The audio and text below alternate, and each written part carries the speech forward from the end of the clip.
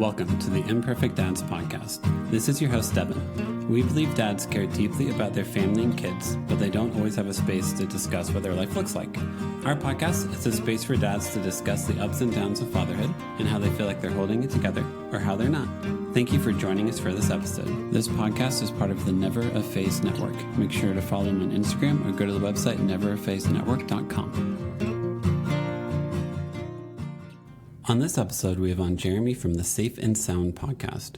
We talked about trying to play guitar when you have kids, how YouTube has changed learning things, when your younger kid wants to do the same thing as your older kid, his life as a therapist, how being a therapist is different when it's your own kids, taking the time to explain things to your kids, and his podcast Safe and Sound, where he talks to musicians about mental health and music. And also just like one more thing. Dad, just start the episode. Oh, my bad. Yeah. Jeremy, welcome to the episode. Let's talk about that bass behind you. Yeah. This thing is a POS, man. I literally, I picked it up just because I do some recording from time to time for my own music. And I was like, I'm recording everything. You know, I use Logic. And so I have a drum, like, you know, I just use the drummer. Don't judge me. I use the drummer on there. And so I picked this thing up and it was like $100. It's a Squire, but the thing was so janky. It's still really janky. I had to go in and solder some of the pots and things like that. And so it's still like, I can kind of flex the pick guard on it. It still kind of comes off. So yeah, it's an old crappy Squire. And then I have, I've got this like, this has been mine for a really long time, but I have a Fender. Yeah. Notice the serial number scratched off. Yeah. It was a deluxe, Stratocaster Custom Deluxe that a friend of mine had worked on. And so I've had that for a really, really long time. And somewhere buzzing around, I have an older Breedlove. Okay. I am not the music instrument person in the family. My brother is like, he's crazy. He runs a website / tutorial site called Worship Artistry. Okay. That takes like Christian music songs. Okay. And they do like full blown tutorials. Bass, guitar, tonage, all that stuff. Even tonage? Yeah, they'll go through pedal, they'll go through tonage, just how to dial that stuff kind of in. And it's pretty freaking comprehensive on a lot of things. So it's impressive. So he's the one who has like a rack of guitars and stuff like that. And I'm like, I have this thing. I'm good. Yeah. I don't have a lot of time. Right, yeah.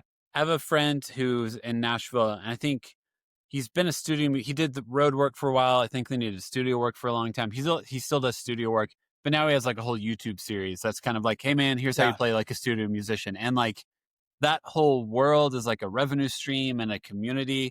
It's something that I still like. I grew up playing guitar by like looking up tabs. Like I've never I'm not like looking up like, hey, what's their exact strumming pattern? I'm like, just tell me the correct notes and I want to mess with it. And I'm good.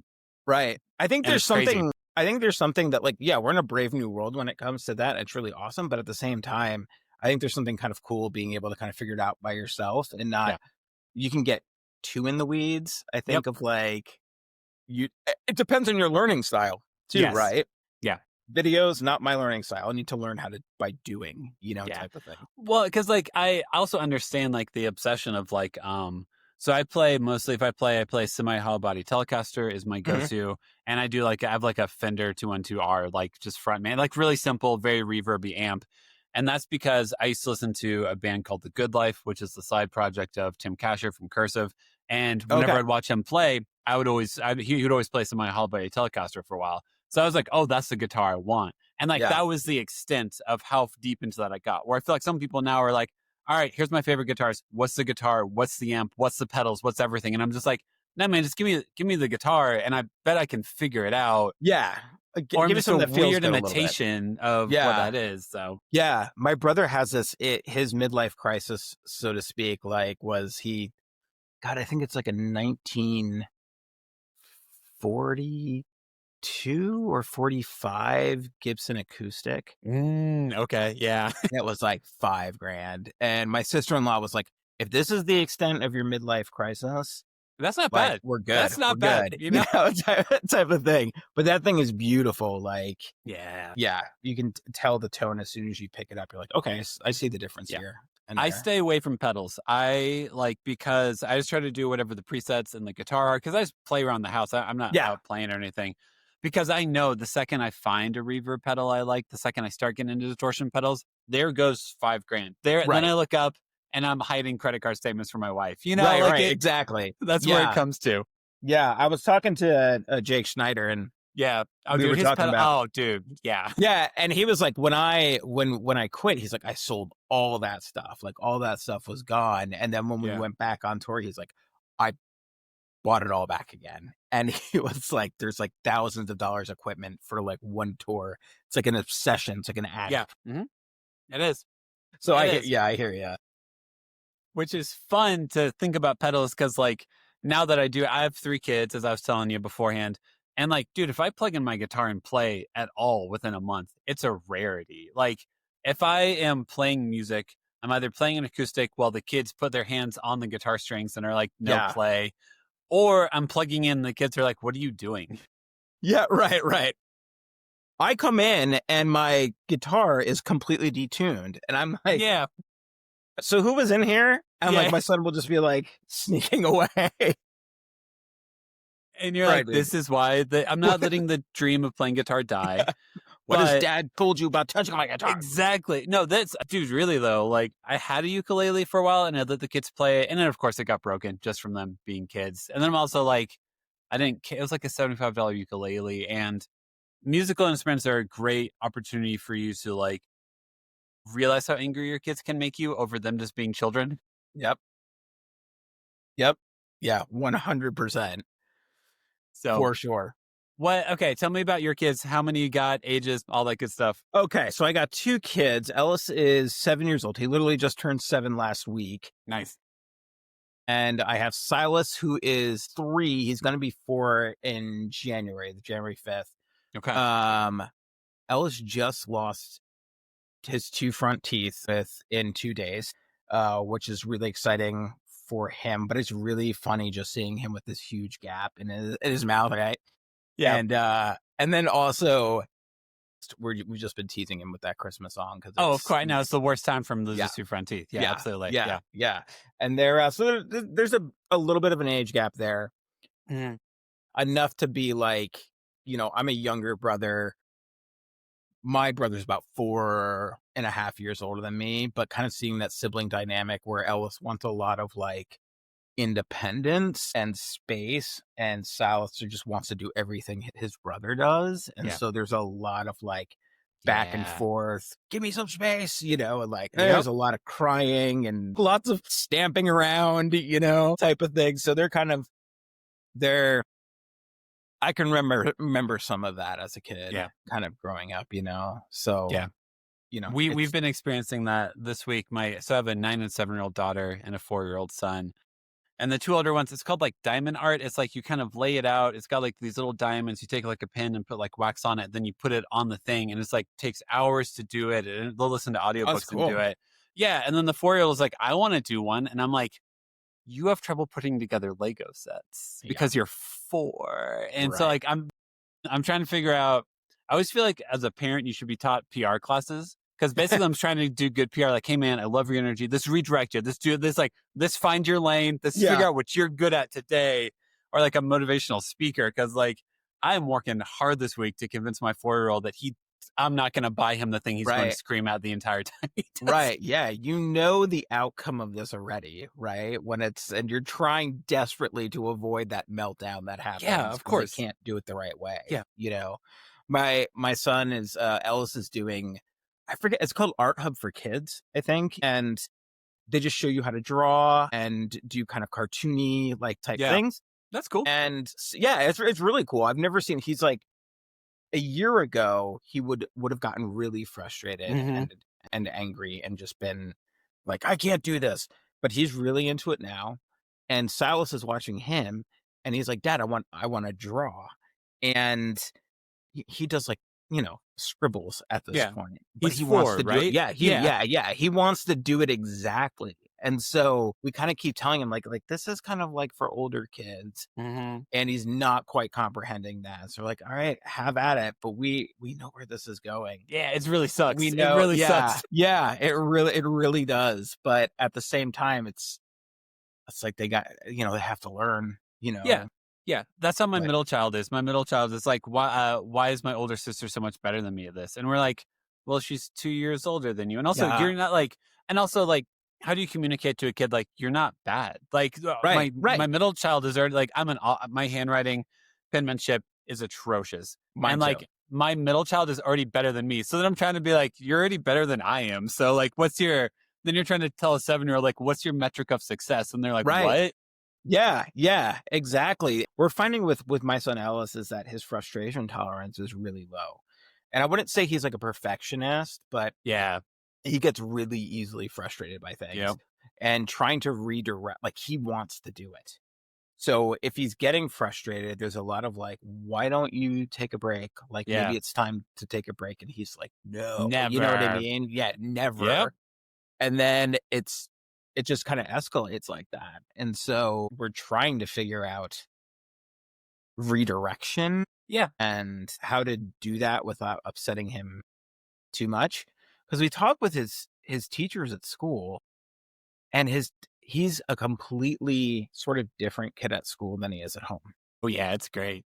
Yeah. And it's kind of funny because as a therapist, the therapist side of me, and I've worked with children and adolescents for a really long time. Okay. One of the things that I looked for when I was doing work with was where they were kind of misbehaving, so to speak, or like where they were crashing out, or like, was that at school? Was it at home? Was it both? Mhm. Right. So if it was at school, we'd look at the school environment, right? What was going on there? Was there something that needed to be corrected there? What are they not jiving with? If it was home, then we kind of looked at and if it was both, you were just kind of like, okay, there's some sort of emotional dysregulation that uh, spans both time and space. And looking at where I'm like, there's a sort of an immediate type of self-criticism coming from that world where he's having a hard time at home. And so I'm automatically going in my head, it's like, what are we doing wrong? Yeah, of course.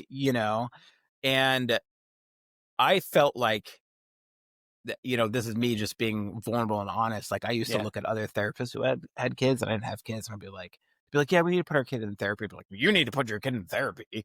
Like, don't you know what to do? Yeah. Don't you know the answers here? Yeah. And after becoming a parent, like, it's just, I mean, his kids are built so differently. Yep. Meeting and attending to their needs specifically and individually, I have, I don't think we're doing anything wrong. It's just interesting, Yeah. No, I mean, like, yeah. sometimes hearing your kids self-talk is fascinating. Like, because one of my kids, we went down to like the sand dunes in like southern Colorado. You can actually rent like sleds and like stuff and like sled down like the sand. And one of my kids got scared of one of the hills and was like, I'm being such a baby. And my wife and I were like, who has ever told you you're being a baby? Because like, Yeah. who like, and then like I get into investigator mode, which I'm like, who is talking to you like that? Because I want to know who's looking at you and telling Right. you you're being a baby. And when you realize it's them, you're like, well, I can't beat you up, so I don't know what to do. Yeah, I think you're right. Like there's an immediate self-discovery of like, who told you that? Who's doing that to you? Right? Like, right.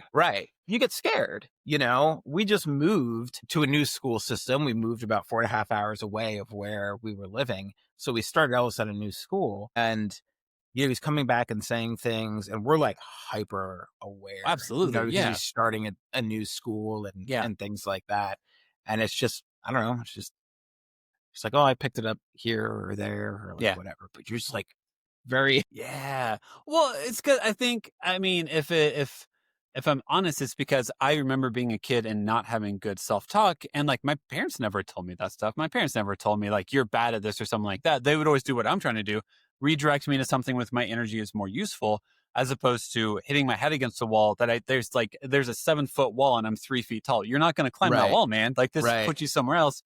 And so like some part of my inner child is like, oh, I remember feeling that way of like, I'm useless at this. And while my parents are standing there being like, you're just not ready yet. And a Right. year from now, you'll destroy this. You'll be better than all of this. You're just not there yet. But like you can internalize so much guilt and shame regardless of outside messages. And that's just fascinating to me for some reason. Yeah. Yeah. I think one of the things that I have kind of come up with, there's always been like a lot of, talk about in each generation, it's just like, what's wrong with the parents of this generation or whatever. But like what I've kind of seen, I think with like millennial parenting or, some parts of Gen X, like I'm a late millennial born in 83, Okay. but a lot of the parents that I deal with, there's a lot of that, what do they call it? Like gentle parenting and stuff like that, which is good. But we all kind of come from a place of what I call trauma parenting, where the things that we kind of internalize as kids, we want to make sure that they don't internalize, right? Absolutely. Or Yep. that they don't kind of experience. And we become really hyper aware of that. I sometimes have to really remind myself or try and remind myself that like my experience wasn't their experience, right? Or might not be their experience. And sometimes parenting, I think, becomes so much about what we're trying to heal inside of ourselves, Yep. and it's very difficult. Like, I say this all the time, like, I know my kid will be in therapy sometimes and be like, Dad did this and that. And like, somehow I'm gonna mess my kid up, right? But if I can just try and be the best dad that I possibly can be and like own up to the things that I do wrong, and be aware of my own stuff at the same time, right? So I'm not transferring that onto them. I mean, kids are insanely resilient. Yeah, they are. Yeah. Insanely resilient. And most of that I've learned through working, within the foster adoption system. Gosh, yeah. And traumatic experiences, working with trauma with kids and places like that. Like, they're so incredibly resilient. Unless I think that we try and dull down that resiliency a little bit, Yeah. So I'm always just trying to be aware of like, is this me being anxious, or is this like, is my child actually feeling anxious in a way? So. I always feel like if someone's about to become a new dad and like they want like, what's the reality? What's this really look like? I'll be like, okay, so you're going to care a ton and you're going to do your best, and you have to be okay with the fact that your best isn't going to matter a lot of the times. And it's going to attack your ego in a way in which you never thought it'd be attacked. And you don't double down on like, but I'm doing the right thing. You just go, oh man, I tried. It didn't hit the mark.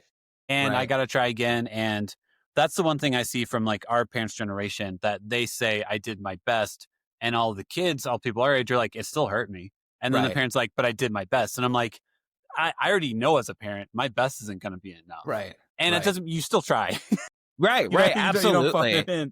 But it's a very real understanding of like, when you need therapy later, it's because my best still didn't meet your needs. Right. And I'm sorry for that deficit that I have and that I might have created. Right. I am incredibly lucky that my parents preemptively, like, I'll go out. my dad's like my hero. Yeah, cool.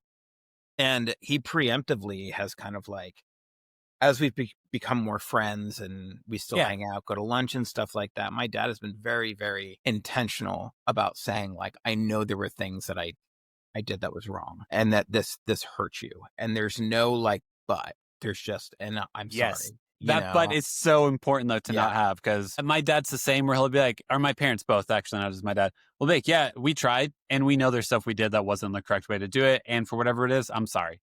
But I also know a lot of people's parents who are like, but however, it's because of, and there's like, I think the generous read I'm going to give is that you're trying to let me into your mental space. And that's the generous read I'll give you. But also, if you don't acknowledge that you hurt me, then I don't know.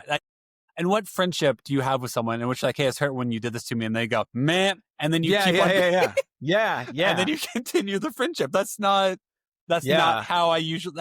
If you do that to me, Jeremy, I'm going to be like, cool, it's not going to return your calls. Right. Like that's how it works. Yeah. Yeah. The kind of invalidation of that, and it's funny though, because it's like, I think it's easier to cut off friends than it is to cut off your family. Yeah, of course. Like, like now I'm not going to invite you to Thanksgiving dinner. Yeah, you right. know? We've never gotten to that point with any family members, whatever. But like, I wouldn't know how to look at any family member and be like, "Hey, you hurt me once, and you won't acknowledge it, so I'm done with you." Is like, Right. I don't. How do you? Some people know how to do Yeah. that. I don't have enough trauma, which causes me to think I should do that. But Right. like, Yeah. interesting. That's not my reality, and I'm glad at the same time, Yeah. selfishly. So Totally. I think there's something that I was like really, I just never had that experience. I didn't have bad parents. yeah, right. I had parents who tried really hard. Some that, I think my mom struggled with some mental health and chronic pain Okay. that, was difficult for me to deal with as a child. And she's been very like repentant of that. And so like, if there's and I'm sorry there, like it's for me to kind of work out how I feel, you know Yeah. what I mean? After that. Yeah. And I remember just a year ago, I sat down with my dad and I just said, this really hurt me. Like when this happened. And my dad was like, I still think about that moment to this day. Yeah. And like, I feel so terrible about it. And I'm Yeah. so sorry, One of the things, just kind of going back to my therapy background, Yeah. Yeah. there's so many kids who don't hear I'm sorry from parents. They don't. Right. Yeah. And it is one of the most integral things for a kid to hear is an adult say, I Yeah. made a mistake. I hurt you. I'm sorry.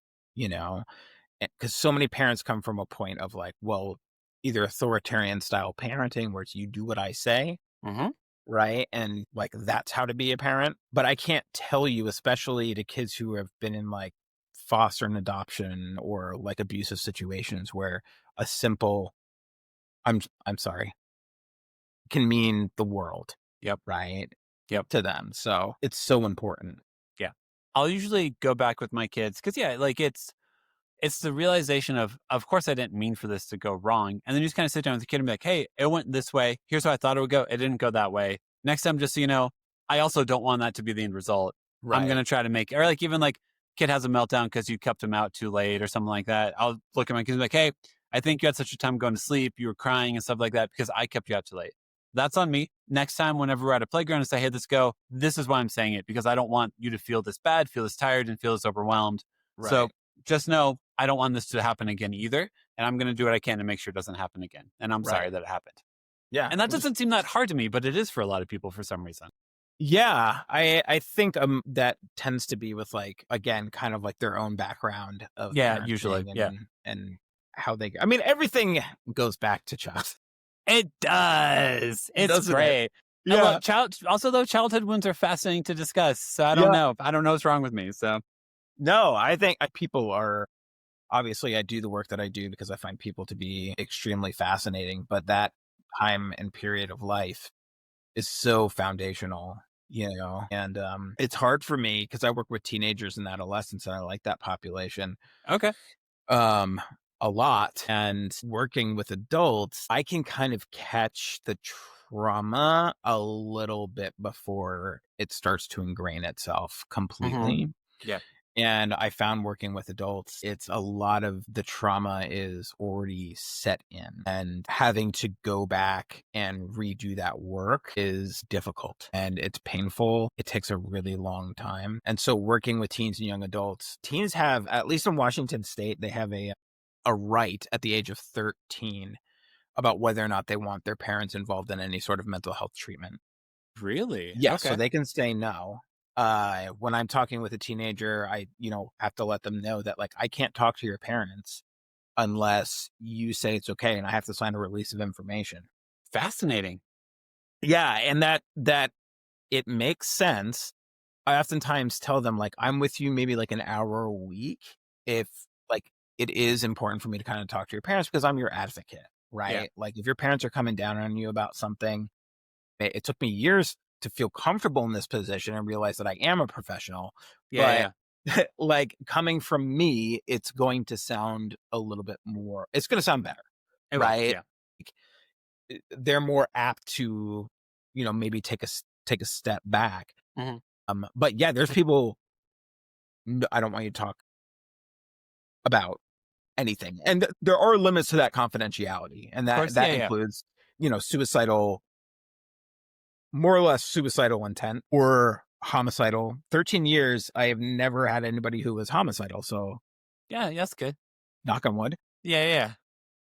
Or kind of one of my personal ones is like if you're self-harming to the degree that it's really like it's doing some real bodily damage. Yeah. Like I'm going to I'm going to tell you that I need to talk to you. I got to step in. Right? I got to step in here. Yeah. Like, yeah. And then the other tends to be like if they're abusing or being abused. gotcha. Right? Yeah. Then I have to kind of like step in and that's one of the harder parts of my job is CPS calls and things like that. It's the worst. Well, I have a question for you, just as a parent. Yeah. I don't know what the roles are in terms of Colorado. Oh yeah. What would you, as a parent, what would you feel about your child having that limit of confidentiality at age 13? I think everyone deserves a space to be themselves in which there are like limited consequences, like in which there's someone in their life in which they can just be whatever they need to be, express whatever they need to be, and it doesn't follow them somewhere else. Is like, I am all for that. Because I think that's part of what a therapy relationship is. You show up and you just unload, say, here's what I am today. Here's who I am today. That person helps you assess what the hell that means. And then, you can kind of like compartmentalize, be like, okay, I left that with that person. Now let me go into the rest of the world. Now, if my daughters or son needed to talk to someone and I never had to know about the conversation, as long as I trust the person, I think in that scenario, you just have to vet the therapist and be like, hey, what are your expertise? What do you know? What are the scenarios in which you bring it to my attention? And just trust that like you process stuff, you figure stuff out, and it's a process to get there. And me knowing every step of that journey is something I would love. Honestly, I would love to know how my kid's brain works. But I also kind of what you're saying earlier with like, if your kids needed therapy, if they need therapy, it can't be you. You're so close to the situation and you're so intertwined with it that like, there's no way my kids could objectively discuss their identity with me without me influencing in some way because I'm their dad. I just know that's reality. I'm going to influence the situation because parent figure, dad, authority, all of that is too intertwined for someone to speak fully freely. And I totally get that. So if they can have a space where they can speak fully freely, hell yeah, do it. I think it's interesting too, because having worked community mental health for a while and then now being in private practice for 7 years, the socioeconomic status matters. Yeah, it does. Yeah. And so I have parents who are very willing to just literally say like, they need a space to talk. Like if there's something that you think I need to know, let me know, you know, but I'm happy just to have them, kind of have a space to kind of work some things out, for themselves. Whereas in lower income, socioeconomic status, Medicaid, Medicare, those different types of things, the situations are so complex. There's so much there's more trauma, there's more mental health issues that are kind of going on. And there's a lot of parents who they want to know a lot, right? Yeah. And it's kind of an affront to them or a fear that they have of like, are you going to call CPS about this? Or are you going to That makes sense. Yeah. And yeah, it's 100% makes sense. The kind of like hardest parents, I'm just the worst, the hardest parents to deal with are typically ones who are in the middle of a divorce and you have a narcissistic parent who kind of wants control over everything, which, I know friends who, doctors were really hard to work with in that kind of capacity. Cause there's always some form of like narcissism that kind of goes with that, Yep. But they're higher socioeconomic status. And so it's always just sad to me when the kid gets put in the middle and how confusing that is. Yeah, totally. Whatever kind of trauma that's going on there. But socioeconomic status, private insurance, being able to pay out of pocket, there's a definite difference there, in terms. Totally.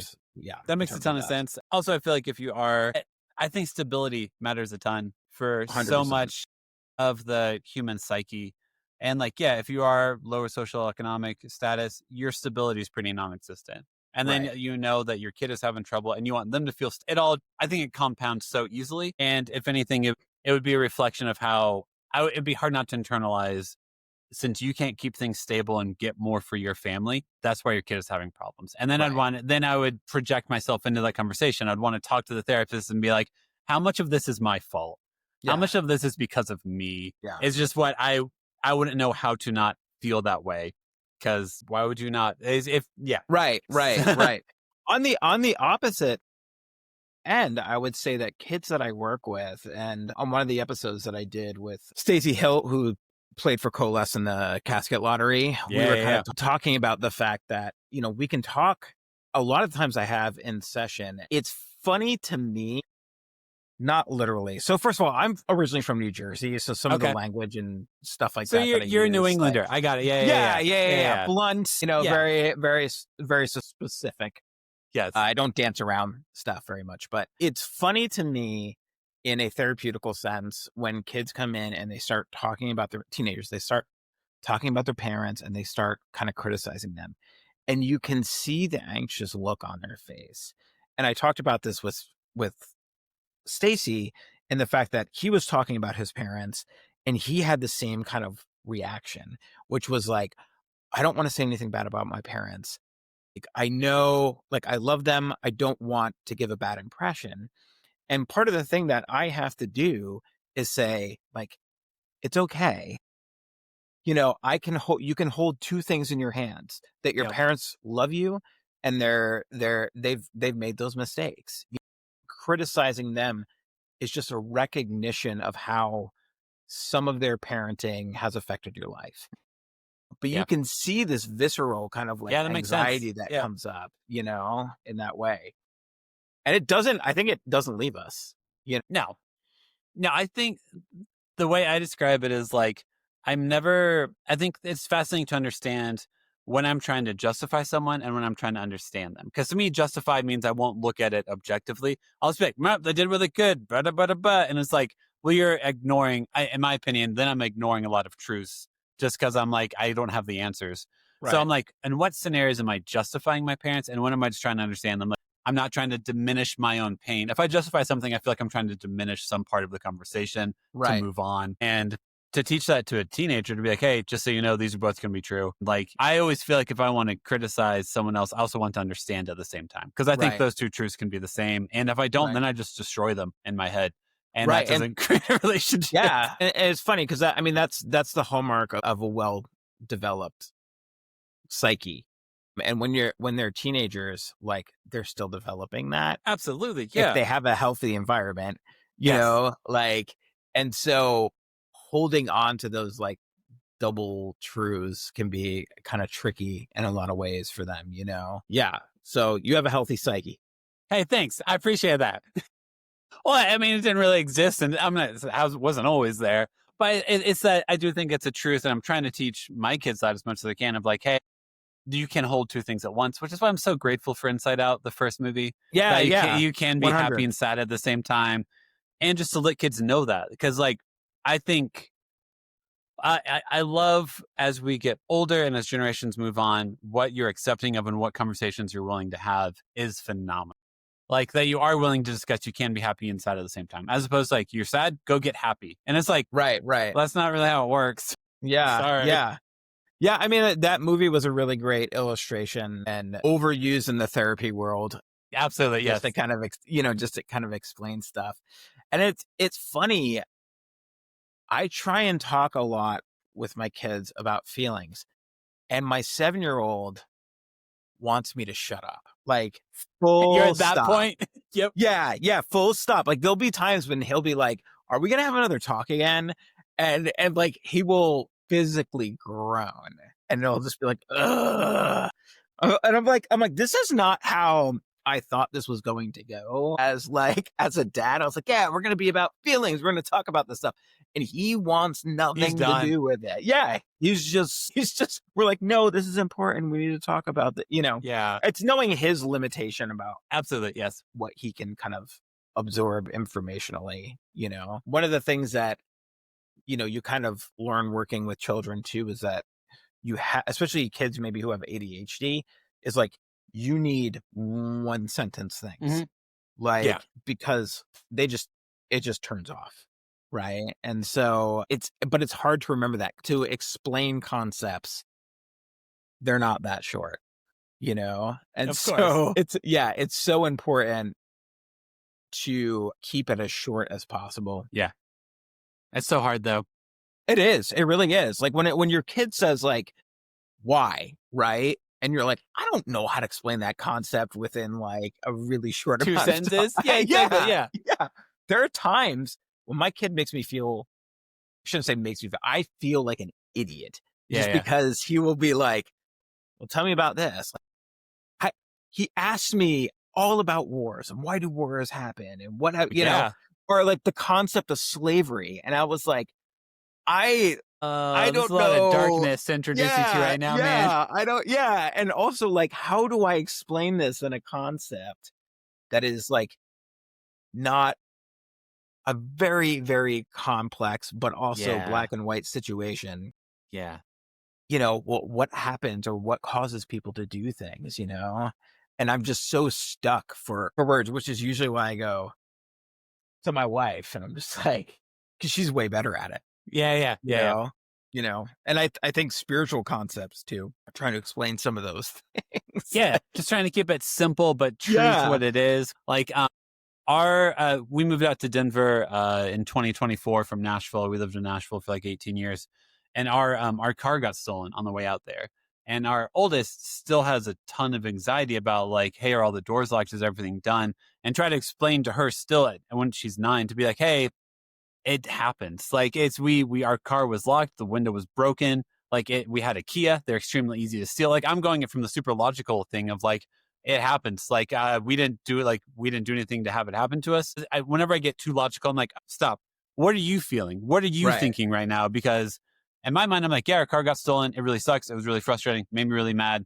I don't think it's going to happen again because of these 20 reasons. And it was a perfect storm that could even happen in the first place. And stuff happens sometimes. Well, she's just trying to look for safety. And I'm like, but how do I communicate safety to you whenever your sense of safety was already broken? Right.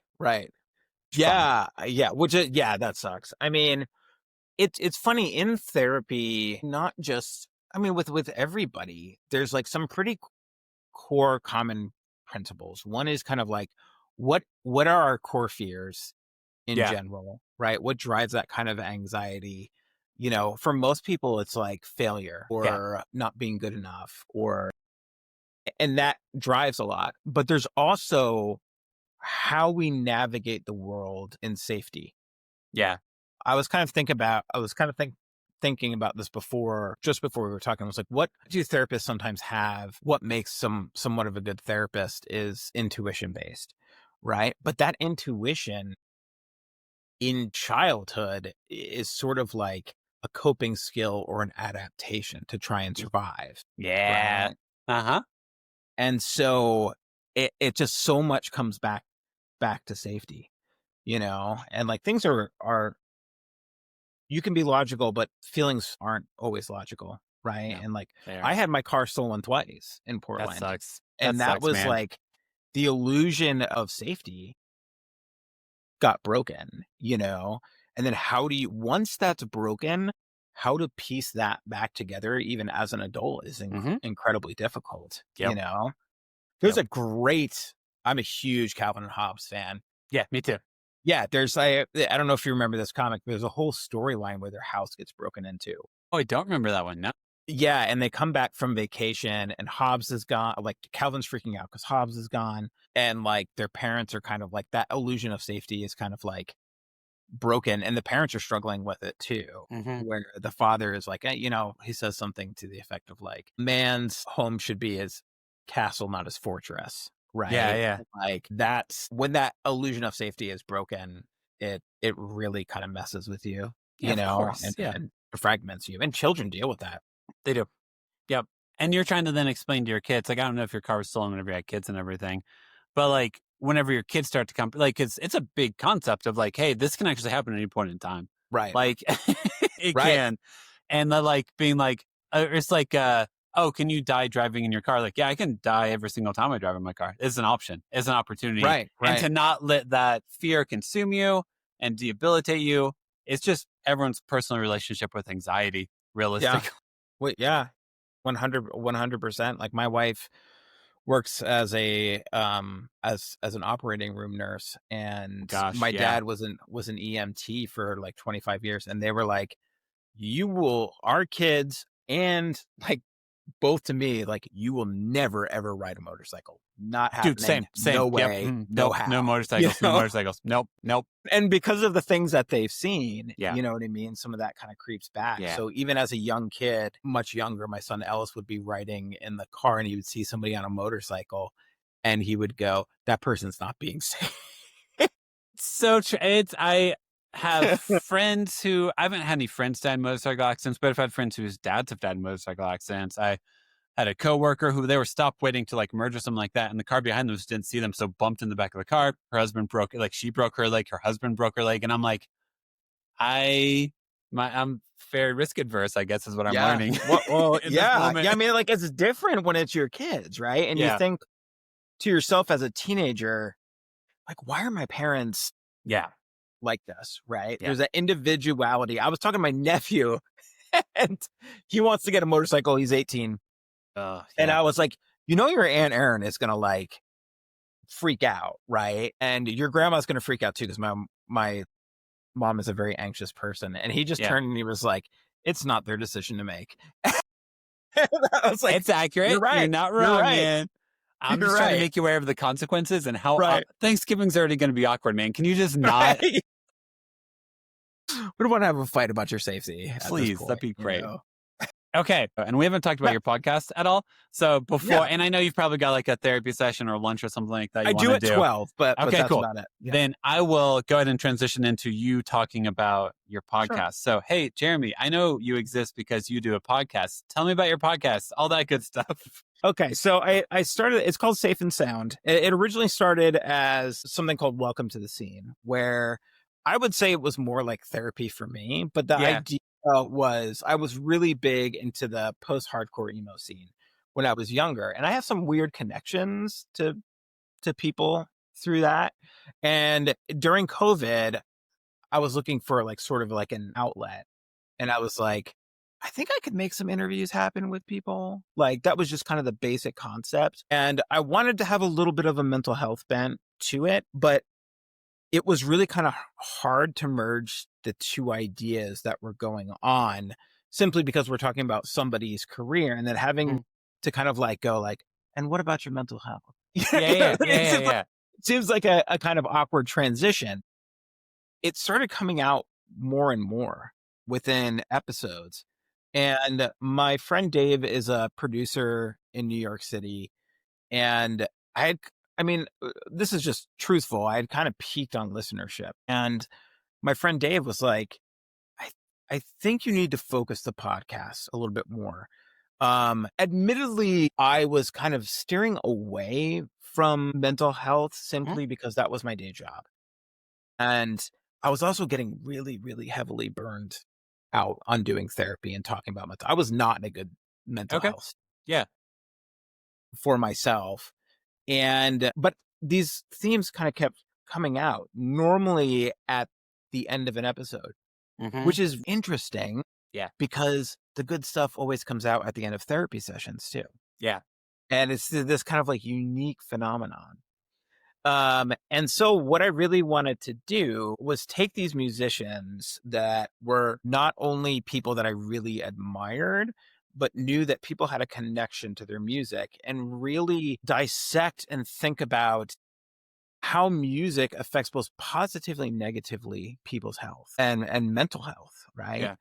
And what the intersection of that means, and really kind of expand the podcast to talking with mental health experts and therapists and really kind of looking at their experiences with music and also their clients' experiences with music. I think so many of us use music as a kind of a balm over things, right? To kind of soothe and heal. So I was really interested in looking at some of these musicians and how in their own personal lives they have used their gift or, even translating that experience into catharsis, right? And so my last episode, we kind of went through, I recorded this episode and it hasn't been released yet, but it's with my friend Knox, who is a licensed mental health therapist who works with trauma and somatic therapy.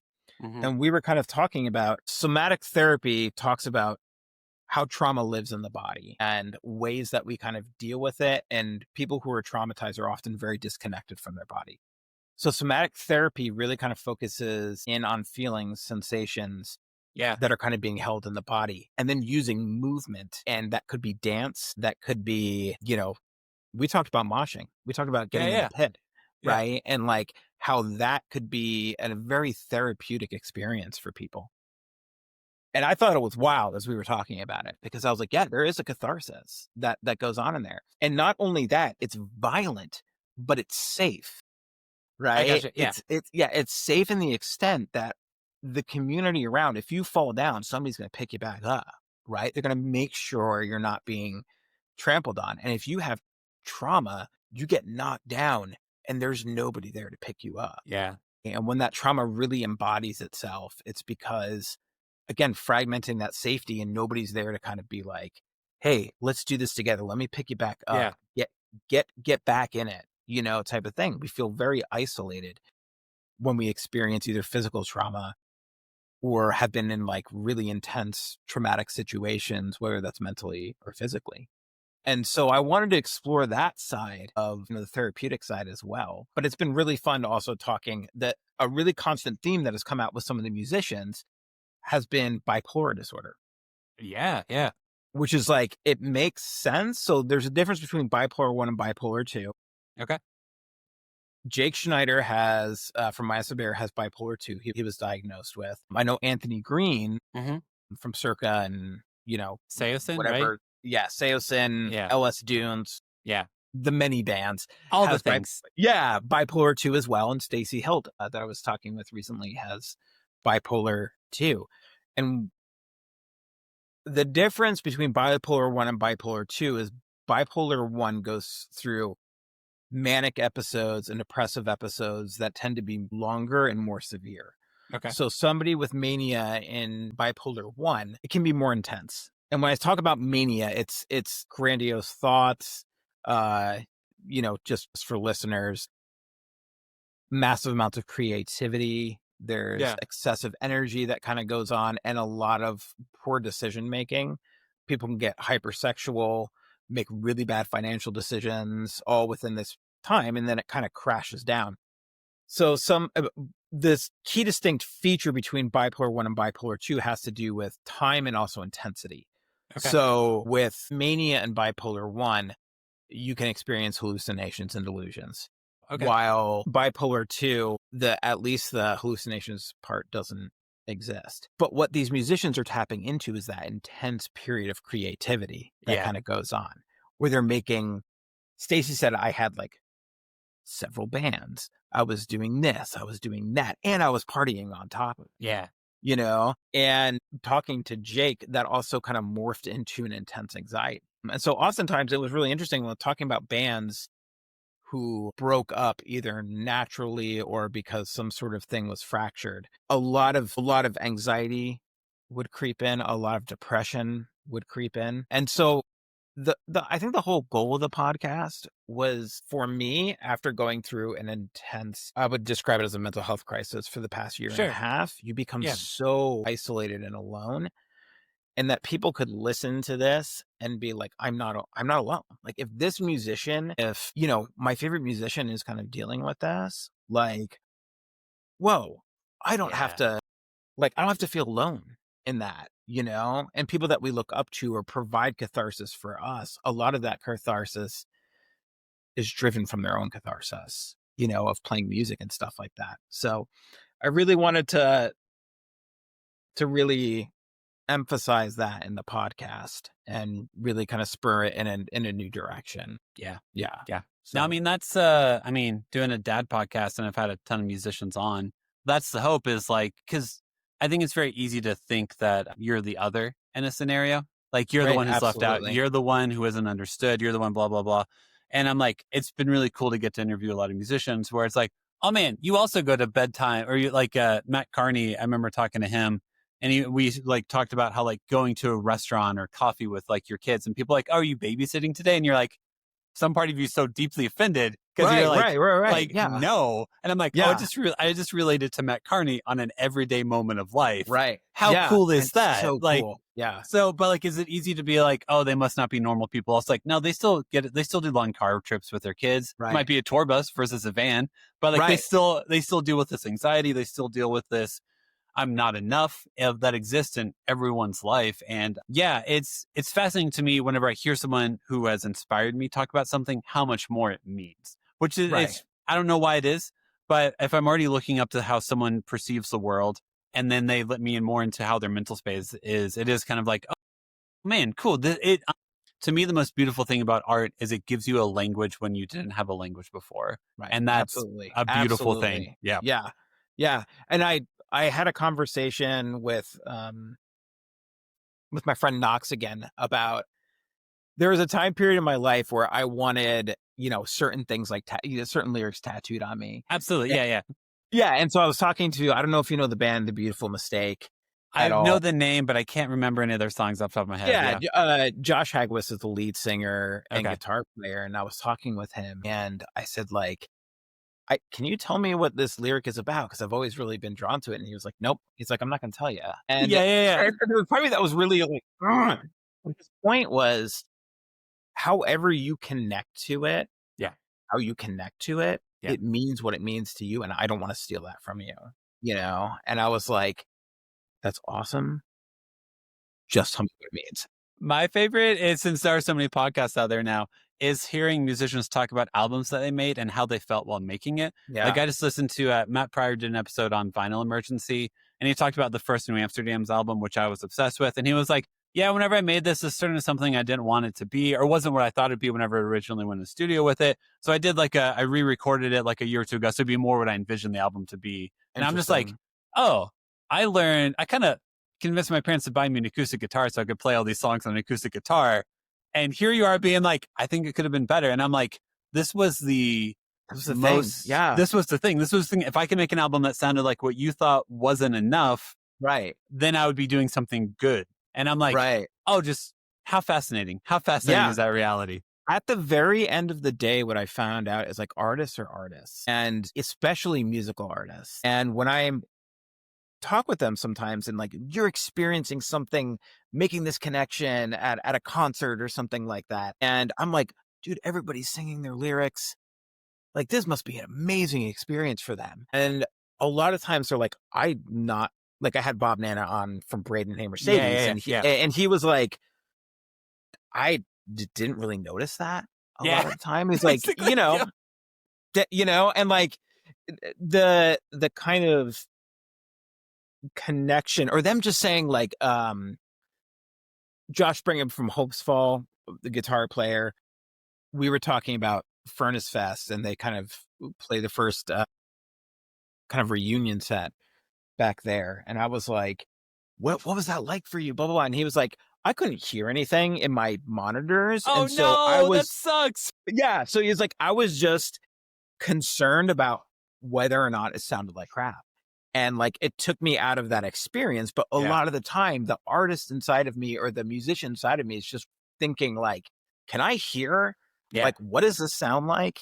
You know? And it's this kind of like interesting juxtaposition, and it's just funny in that way. Cause like you're experiencing, like you have these like magical moments at concerts and connecting to people. And they're just kind of like, I don't know, man. I just wanted it to sound good, The musician side of me goes, yeah, of course. Get it. Totally get it. One of my friends, since we live out in Colorado, it does take a bit to adjust to the altitude out here. And I had a friend who, like, I saw him play set. He plays drums. I was talking to him afterwards. So, like, how do you feel like the one? And he was like, man, I should have drank more water all day. Like, I wasn't hitting the notes I thought I could hit. And I'm like, yeah, man, did not pick up on any of that. If you guys were out of tune with each other, if you felt like something was out of sync, I did not. You guys have to mess up real bad. You didn't, like, whenever a band's like, hey, let's do that verse again, we did it badly. That's the only sign where I'm like, oh, you guys didn't play the way you thought you should. That's about it. Besides that, you're just there like, that's a good groove. Yeah, that's good. You're grooving along with it, And I'm curious for asking you this question, but what is there a concert that you can say that you've been to that was either such a cathartic moment for you, or one that really kind of, I don't know, you connected to in Oh such yeah, a way? yeah. Uh, I got an answer for you. So I'll give two. It's a two-parter answer. Whenever I'm from Indiana originally, Southern Indiana, it's like 2.5 hours from Nashville. Whenever I was a senior in high school, I went down and saw Sigur Rós play at the Ryman for their album Tack. Watched all of it. I think it was 2022 or so. They did another tour, so I saw Sigur Rós a second time in the Ryman, and they played songs from Tack, and it felt like a time machine in which I almost like mm, went back to like the 18, 19-year-old version of myself, and almost not like I am kind of hippie-ish, and I'm kind of like, all right, man, if you could tell 18, 19-year-old self, here you are 20 years later, you're married, you've graduated college, and you have 3 kids.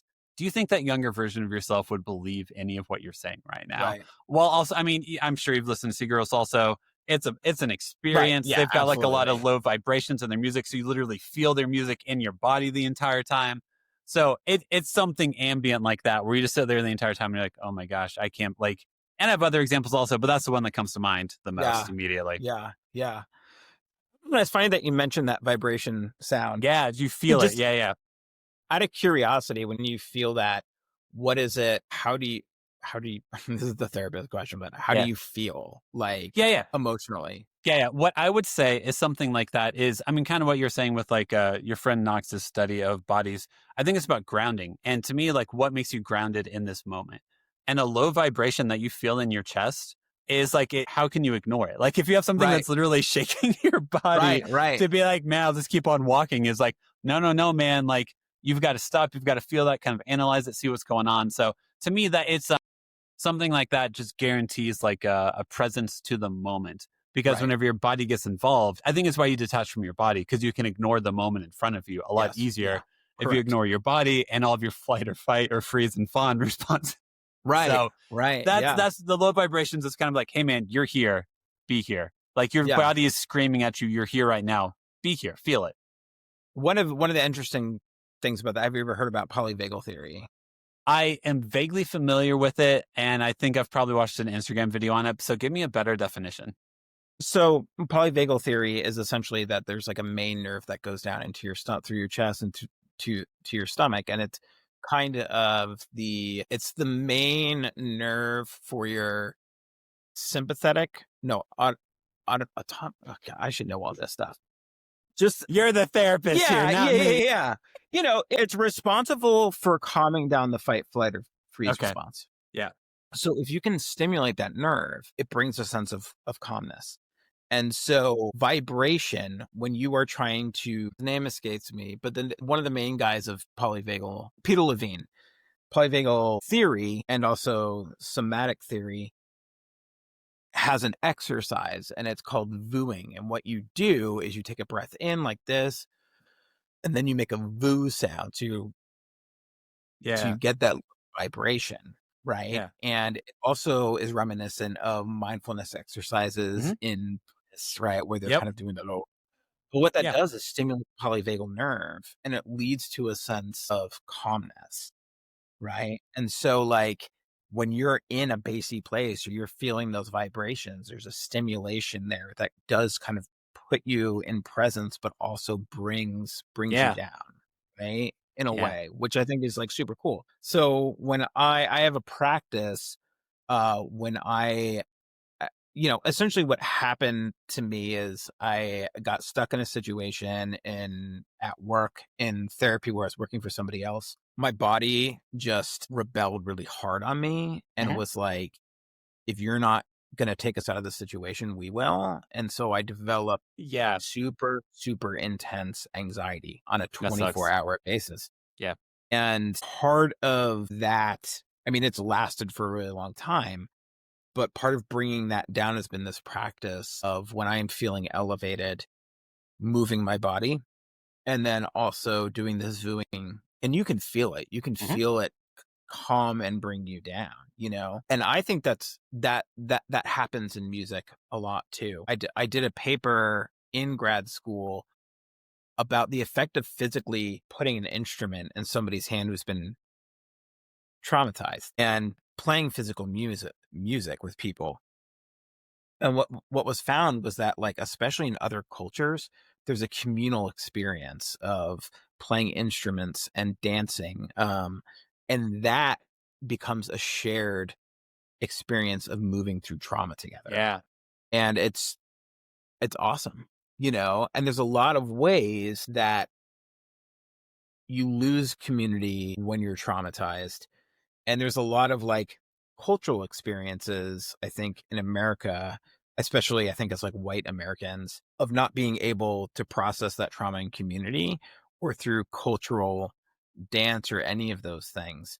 And so it's just amazing how Yeah. music, Yeah. works through trauma, works us through our emotions, It is. Yeah. in a lot of ways, in a ton of ways.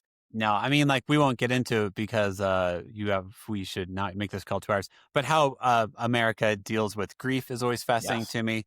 Our inability, like, I mean, already grief is hard to know what the hell to do with in any form, as big as it can get and as minimal as it can get. And so, like, how do you express grief appropriately and in community? How do you be in a community in which people are willing to hear and accept your grief? Is all something where, like, I'm like, how do we? I don't feel like we're doing it right.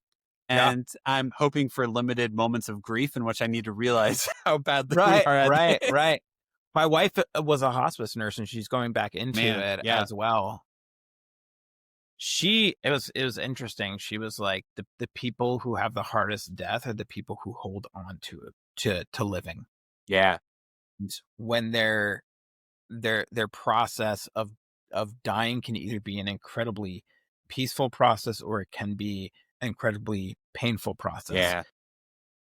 And the idea of fear and anxiety not letting yourself pass, or not having family members holding on and stuff like that,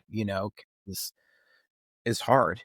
She said, if I'm convinced of anything after her experience in hospice, she was like, that there is something going on afterwards. Yeah. Yeah. Like, I've had way too many weird experiences in there to, Just be like, not. man. Yeah, yeah, yeah, yeah. And grief, the concept of grief is that it never goes away. Correct. Yes. Yep. Never goes away. You just kind of learn how to deal with it Mm-hmm. better, I think, and make meaning out of it. It's something Yeah. that you hold. That can be really, really scary. It can Kind be. of going back to how, as a culture, white Americans deal with death. I often think about, in Judaism and Jewish culture, and especially, like, in the Bible, you can read about it. Like, there's a mourning period Mhm. that's like Yes. weeks, Yeah. and they mourn hard. They Mhm. wail, they cry, and then it's like, and we're done. Like, this is how we do, and we move on. We don't forget. But it's like, that was the period, Yeah. right? To do that. And there's so many different cultures. There's like, this is the way that we grieve, and there's not that for us. We're kind of just like alone in it a lot, you Yeah. know? Yeah. I'm curious what fascinates you about grief. I mean, I just watched 6 Feet Under too much. That's mostly what it was. No, I think it's because I am fascinated by the things, if you can't tell, I'm fascinated by the things that create dissonance inside of us that all of us deal with every single day. And how do you create outlets to talk about that? Because I think it can really damage you. If you don't have the space to discuss what you're feeling Absolutely. internally, you create coping mechanisms that you then have to unwind. It's like you broke your leg, you didn't set it properly, and then at some point in time, you have to either re-break your leg and set it correctly, or you just live the rest of your life with a broken leg. And Yeah. like, grief is one of those things where, like, there's a trauma, there's an action of some sort that usually is because it's something you had no ability to control any aspect of it, but it still happened.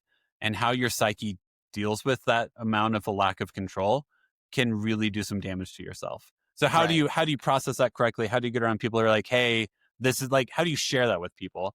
And Right. I think in some forms of grief, you do run into situations where people then get tired of hearing about the grief. They think you should have moved on. And to me, like, grief is something that, like, I haven't experienced a lot of great moments that cause grief, but I already know, like, yeah, whenever my parents pass away, I don't get over that one day. I carry the memory. I carry that with me for the rest of my life because my mom has shown me that's how she carries the grief of the loss of her mom and her dad, is you just carry it with you.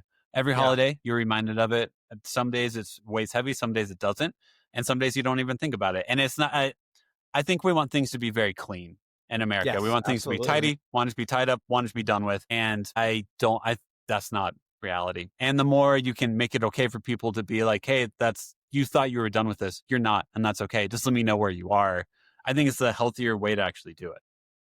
I think there's two thoughts I have about that. One is from a therapeutic standpoint, we have to be like grief is a process. We have to be ready for that. And a lot of times, not a lot of times, but I've had some times where parents have kind of this traumatic event has happened and they're like, they need to deal with this Yeah. and they're not ready. Yeah. Right. They're Yep. not ready to deal with it, or they don't feel as impacted by it to the point of like their parent might be, right? Like I had a client whose father committed suicide. Dude. Yeah. And yeah, it was hard. It was really Yeah. hard. And he was just not ready for it. But mom was just very wanted to push and make sure he was talking about it and stuff like that. Yeah. And I just had to communicate with her. I was like, right now, he seems fine and he's dealing with it in the way that he knows how to deal with it. Like, I don't think he's ready. Like, me pushing him to kind of feel something is more damaging, and that was really hard Absolutely. for Yeah. her Yeah. to compute. You know what I mean? Yeah. And unfortunately, after that, she stopped communicating with him, and you know what I mean? Which makes all the sense in the world. But it was a difficult position for me to kind of tell the parent that, that like you're experiencing a lot of grief and how they're dealing with it is something else. Oh yeah. No, totally. Like if my wife died, I know everyone would be like, hey, this gets you in therapy. And I'm assuming it would take me a while before I was like, hey, this is your life now. Like I would need to realize like this is real before I'd be willing to actually process it. Because I think there are some losses that are so great that your body or brain goes into like, what's the next thing? How do I do that? Right. What's the next thing? How do I do that? And once you Yeah. come up for air, then you're like, Survival mode. Oh Yeah. my God, what did I just like? Your nervous system has to calm down. You have to accept reality. And then you're like, oh my gosh, this really hurts. And you're like, yeah, it does. Let's talk. I'm here. Let's do this. Yeah. And it's interesting too, because how you feel about death and how you experience a lot of the things that I get with people are this happened. This person died. I don't feel anything about it. Yeah. Right. Yeah. And that's real. And then, and working with them and being like, that's okay. We all experience stuff differently, and having that guilt of like, am I supposed to feel something? Am I a monster? Right. Yeah. That honestly, that's the question that they have, Yeah. And I have to talk with them and just be like, one, accept how you feel right now and accept that it doesn't impact you as much as you thought it would. Mm-hmm. Maybe it does later. Yeah. Right. But you're not some kind of monster. Like, it's just everybody process this differently. Yeah. Yeah. And like you said, a lot of it when somebody dies is survival mode, right? Funeral. But you got to get through all these things, Mm-hmm. to, like you said, to even come up for air, and the way that people process that, like, you're right. It's fascinating, It is. in like because people are individuals and they're unique, but there's a lot of fear around how to process it, or am I processing it in the correct way? That's what it is. Am I doing this correctly? Yep. I'm sure there's some standard of grief that is socially acceptable that I need to live up to, I need to perform to, and then I'll be okay. And it's like, I mean, what if the death of this person didn't mean anything to you? Right. And that just might be your reality. And to know, like, to be given the space to admit, like, this didn't mean anything to me. And like, maybe don't say it, at the wake, don't walk around at the funeral. Just want everybody to know. I don't care. This means nothing to me. There's some social constructs there, but it is. I feel like some people have really rough relationships with their parents, and there is that moment where like, hey, your dad died, and it's like I didn't feel anything because I felt so disconnected from him. And then a year later, it's like, oh God, I miss my dad, and it's like, and then you have to deal with you have to process all that. Also, of like, how is it this? I mean, Carrie and Lowell by Sufjan Stevens is like one of my favorite albums ever. Because it's him just dissecting, my mom was my mom, but God, she wasn't a good mom. And how the hell do I deal with this? Just interesting enough, kind of going back to musical catharsis, I was very close with my grandma. She passed away like, I don't know, like probably like 12 years ago at this point. But during COVID, it had already been like 5 or 6 years, maybe even more than that at that point. And I started writing a song, and some of that came out, and I just started bawling like in the middle of writing the song. Yeah. And I was like, these things come out in waves, right? And some people are scared that they're going to forget and they're just going to be gone. And it's like, no, it sneaks his way, and like embrace it when it happens, because that's you processing, right? Yep. And I don't know. And we all have really unique ways and connections to people. Some people feel just so much relief. Yeah. Right. Yep. Whether that could be because that parent was abusive. It could be because they saw that person suffering so much. Correct. You know, that there's a relief that comes with that. Do you ever read any Frederick Bachman books? He did like Men Called I don't Ove. know. Okay. His last book is called Good Friends. It's about like 4 friends who are like best friends and then later on in life. I'm giving a spoiler if you haven't read the book, blah, blah, blah. One of the characters... Time to read books. That's true. Yeah. One of the characters, whenever he was a kid, his dad was physically abusive and beat him a lot. And by the end of the book, you catch up with that character, and actually he's become good friends with his dad. He understands his dad and is there for his dad's last moments. And it does this like really fascinating, full encompassing of like, he was awful to him whenever he was a kid, and how that relationship can look different whenever you're older, not justifying physical abuse in any way. But I think that is some people's reality of, my dad was a monster whenever I was a kid, and we came to terms once he became old and sick. And that's whenever I saw different sides of him. And I'm just like, how long life is and how many different versions of each other that we all get to experience is just be kinder. That's basically all I come back to. Yeah, I think some good movies that deal with that is, I think, like Big Fish. Yeah, absolutely. Yeah. Deals with that. And then the one with Tom Hanks that's about Mr. Rogers. Oh yeah. I can't think of the name of it. Yeah, it's something about a neighborhood. Yeah. Won't you be my neighbor? I'm sure it's something Won't you be like my that. neighbor? Yeah. And I think those are, it's complicated. Relationships are complicated. There. You know? Yeah. And I find them fascinating. They are. Okay. So normally how in an episode is ask 5 questions in the episode. First question is, did you have any backup names for your kids? Like, do you have any names you almost named them? Oh, a ton. Okay. Do you remember any of them? Oh, yeah. So Ellis is Elbel. Hey, those, we have a lot. I'm blanking on them now. Elbel. Silas, we've got more for. So Silas, Psy Guy, Siley Bear.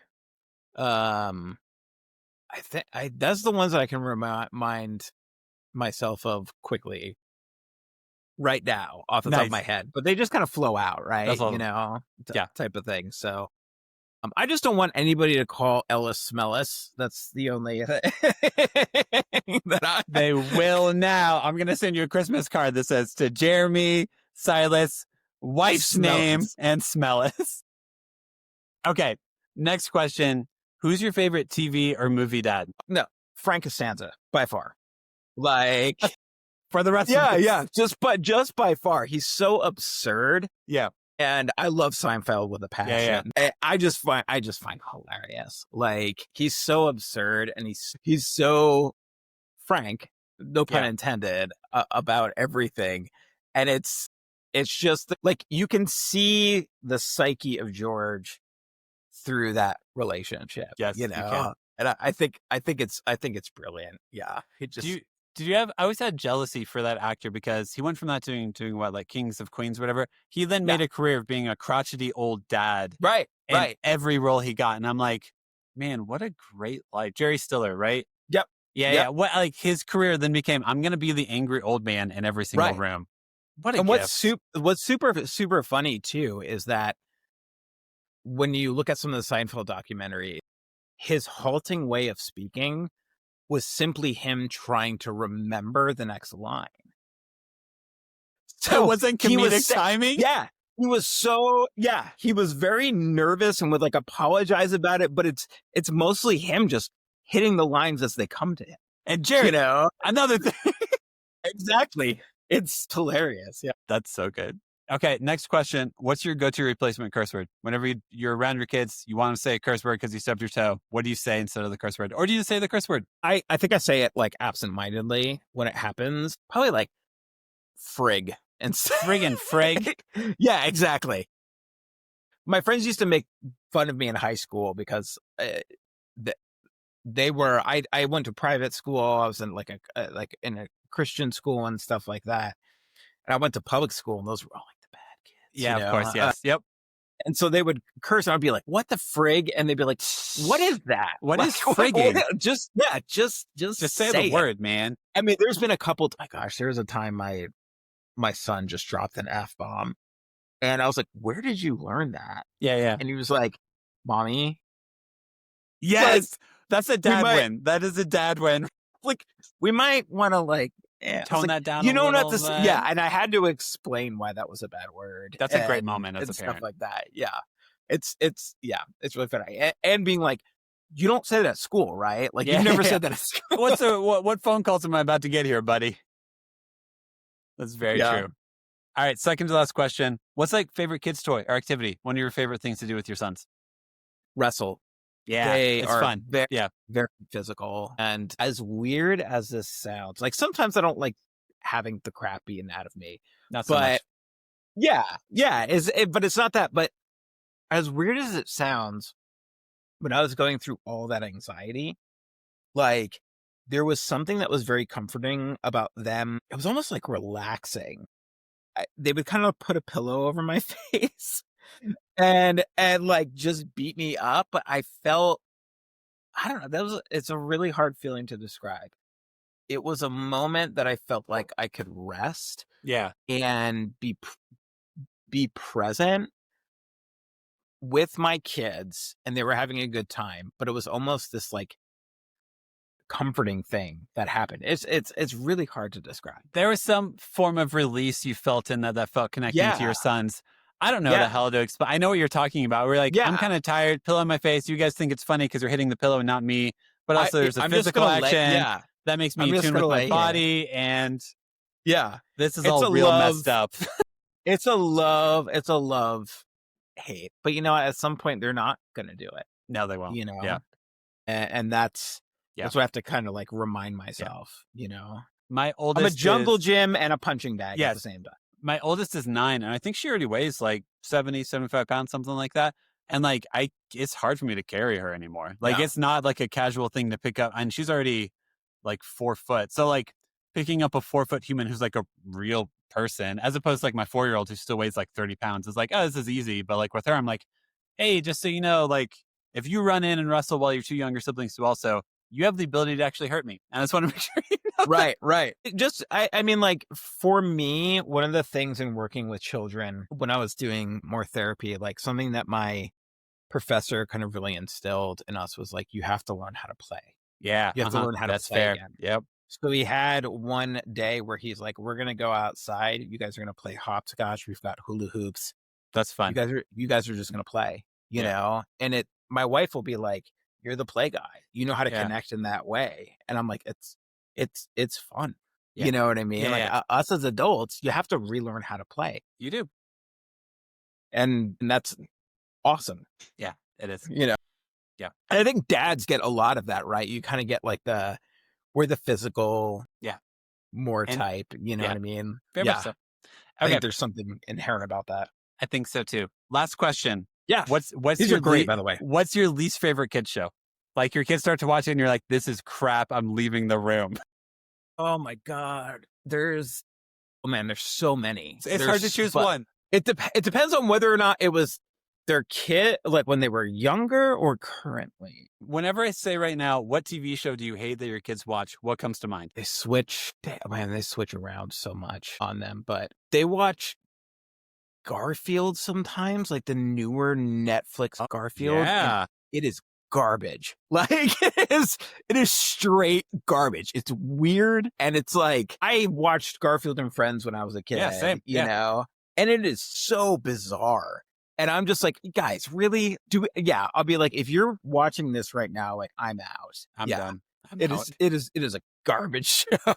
It is. And then I feel like that's whenever I'll like check my phone the entire time and they'll be like, why aren't you watching? And I'm like, you know what this is. Right. You do what you want, and I get to not pay attention to something for a bit. When they were younger, I wanted to blow my brains out when Cocomelon came on. Cocomelon's the worst, man. It's so bad for your kids. Like, it's the worst. Yeah, it's the worst. And then there was like Baby Shark videos or whatever. Yeah. I remember taking a picture and like posting it online. I was like, at what point did these adults make a decision in their life that they were like, I want to run around in a shark costume and dance? Yeah. Like, like That's right. It seems, yeah. No, there's money, right? Yeah, that's why. I make my kids, like, I'll let them buy their favorite albums on vinyl so that they can't skip, awesome. so they can't skip songs. Because that's why I hate like Baby Shark and a lot of TV kids music is most of the songs are 45 seconds long. So like you don't sit in them, like you don't rest in them at all. You just move on to the next thing. And I'm like, no part of me feels healthy if I just jump from one thing to the next. Now imagine you're 3. That's not good. Right. That's not good for any of us. Yes, absolutely. Hey man, thank you so much. I enjoyed all those questions and I enjoyed our conversation a lot. Yep. I'll follow Keep in up touch. with you. I know you're a busy guy. Yeah, man. You too. And see you next time, Jeremy. All right. All right, man. Thank you. Bye. Yep. Bye.